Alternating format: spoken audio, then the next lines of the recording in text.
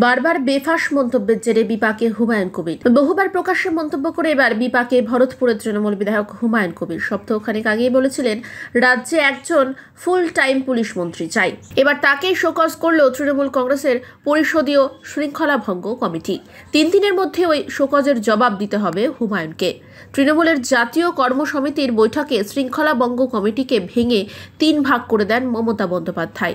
তার মধ্যে একটি ছিল বিধানসভা ভিত্তিক শৃঙ্খলা কমিটি।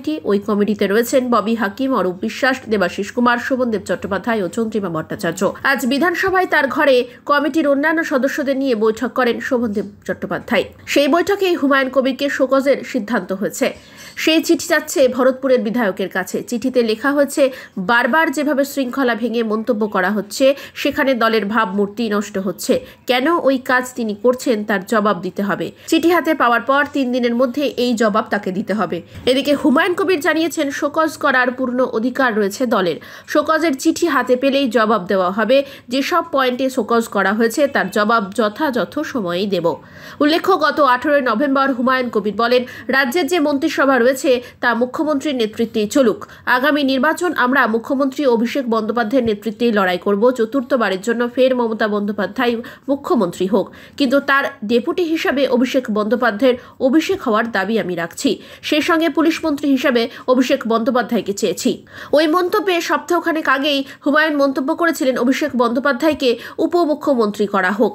এইসব মন্তব্য শুধু নয়, সম্প্রতি তিনি দলের নেতাদের নিয়ে প্রশ্ন তোলেন, কে কতগুলো পদ নিয়ে বসে রয়েছেন। সেই জায়গা থেকে দাঁড়িয়েই হুমায়ুন কবিরকে দল বিরোধী কাজ, শৃঙ্খলা ভঙ্গের দায়ে কারণ দর্শাতে বলা হয়েছে। ওই শোকজের উত্তর দিলে হুমায়ুনের বিরুদ্ধে কি ব্যবস্থা নেওয়া হবে তা বিবেচনা করে দেখবে দল।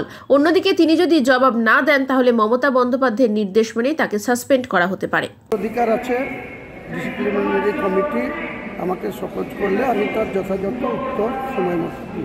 বারবার যে প্রকাশ্যে মন্তব্য করা কি আপনার মনে হয় যে ভুল হচ্ছে? দেখুন, আমি কোনো মন্তব্য করব না।